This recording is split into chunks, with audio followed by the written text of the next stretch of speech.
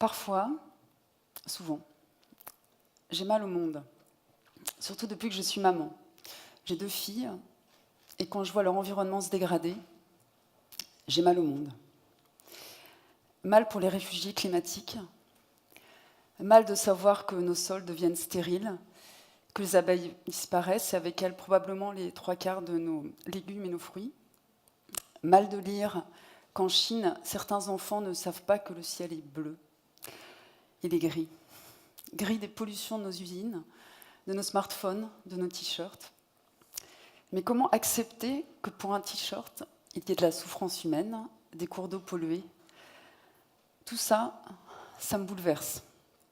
Je ne supporte pas.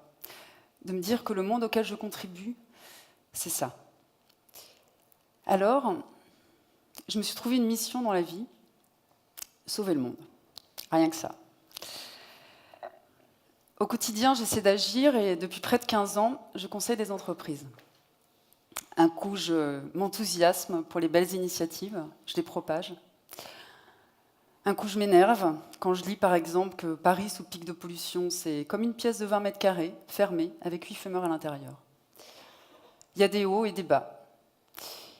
Et puis un jour, c'était il y a 2-3 ans, ma fille me dit au petit déjeuner, « Tu sais maman, j'ai un copain, il ne vient pas à l'école en ce moment. Il ne peut pas sortir parce que dehors, il ne respire pas. » Nous n'habitions pas Paris, c'était partout. J'ai eu envie de pleurer.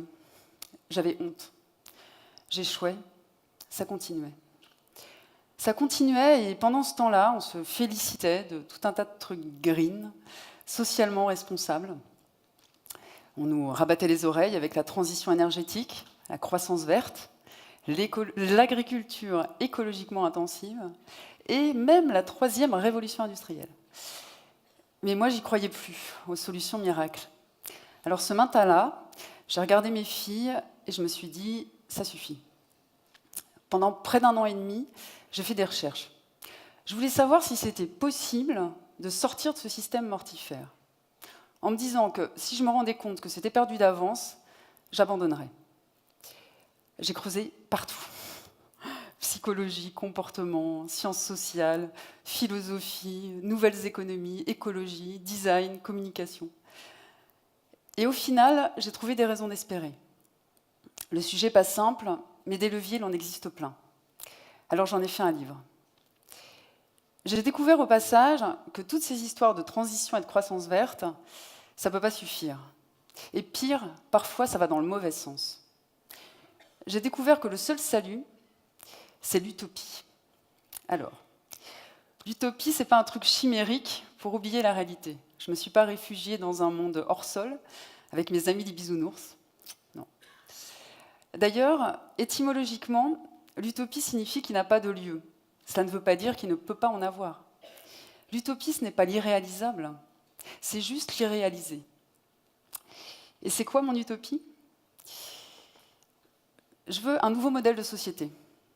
Une société où mon mode de vie ne nuit à personne, ni à ceux qui sont à l'autre bout de la planète, ni à mes voisins, ni à ceux qui viendront après.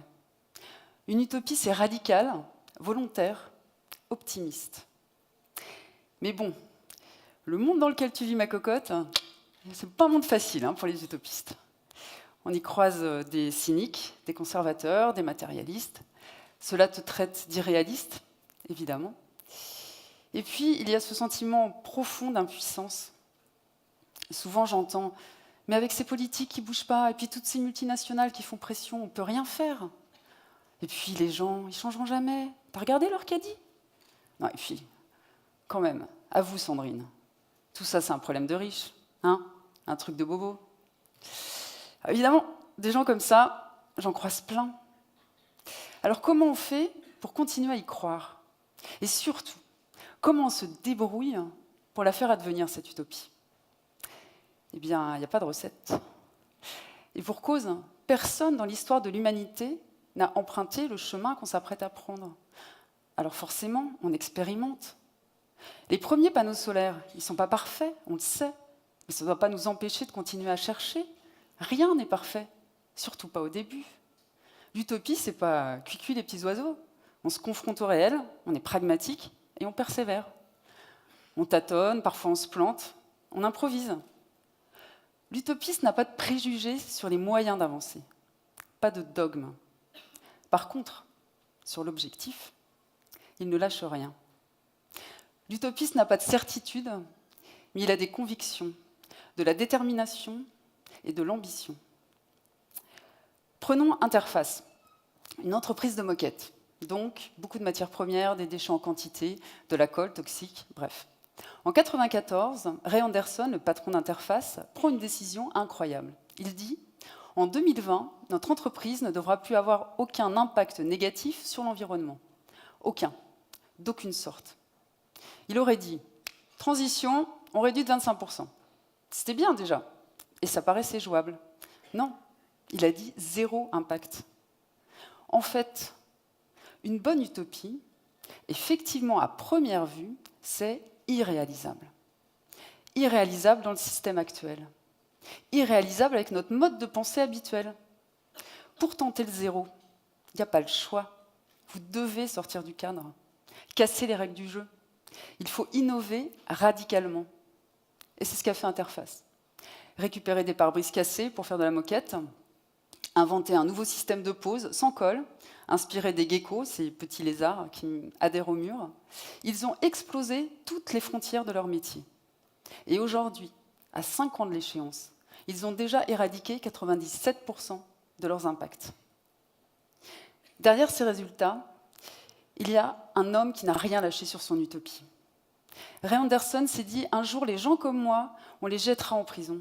Je ne veux plus nuire. » En fait, Ray Anderson est un résistant.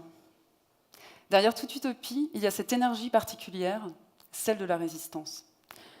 La résistance à un modèle établi, partagé, mais intolérable. Je vais prendre un deuxième exemple. Algopac. C'est une petite entreprise bretonne qui a inventé un plastique à base d'algues. Donc, plus besoin de pétrole, les mêmes propriétés. En bonus, pendant sa culture, l'algue séquestre le carbone, dépollue les océans. C'est énorme. L'industrie plastique peut être positive. Franchement, d'autres auraient pu y penser. Ce qui différencie son inventeur, Rémi Lucas, c'est son indignation. Il ne supporte pas que les océans crèvent, comme il dit, que ce soit des poubelles de déchets. C'est ça, le moteur de son invention. Ne doutons jamais de la légitimité de s'indigner. Alors on préfère le politiquement correct, la norme, pas sortir du rang, pas faire de vagues. Alors on nous fait croire que ça ne se fait pas. On nous regarde comme des empêcheurs de tourner en rond, des rabat-joie, des anti-progrès, traîtres à la cause. Mais bien sûr que ça se fait. La vigilance, l'autodéfense intellectuelle, la désobéissance civile si nécessaire, les hackers, ces pirates pour la bonne cause. Et quand on y réfléchit bien, l'histoire de l'humanité, notre histoire, s'est écrite avec des empêcheurs de tourner en rond qui ont remis en cause des modèles établis. Le droit d'être traité avec dignité et non pas fouetté en esclave. Pouvoir s'asseoir où on veut, dans un bus ou sur un banc, quelle que soit sa couleur de peau. Avoir le droit de vote quand on est une femme. Avoir son propre compte en banque. Les congés payés. Bon sang, ça nous paraît normal. Et pourtant, sans utopistes, rien de tout cela. Avec le recul, on se dit que c'était des fous, des héros, ceux qui défendaient ces utopies. Vous me direz, on n'est pas tous des Luther King, des Jean Moulin, des Simone Veil, mais ils n'ont pas réalisé leur utopie seuls. Il leur a fallu le soutien de héros ordinaires, des gens comme vous et moi, qui défendaient une évidence. Des évidences qui méritent d'être défendues, des choses essentielles. Aujourd'hui, il y en a plein. L'accès à l'eau potable pour tous, un air respirable, le droit de planter la graine qu'on veut et de la replanter sans payer de brevet, les forêts, les dauphins, la mixité, la diversité. On peut choisir sa cause. On peut aussi choisir son mode de résistance. Pendant la guerre, parmi les résistants, il y avait ceux qui se battaient, il y avait aussi ceux qui renseignaient les alliés, d'autres qui cachaient des gens. Aujourd'hui, il y a les manifs, les pétitions, les lanceurs d'alerte, le militantisme poétique, les selfies pour sensibiliser à une mode éthique. les ateliers de réparation pour sauver les appareils en panne, autant de moyens différents de résister, de hacker le vieux modèle et de contribuer à l'utopie contemporaine. Chacun peut en prendre un bout, celui qu'il touche. Un jour, tu trouves le petit bout à défendre qui te fait vibrer, qui te donne l'envie, la détermination.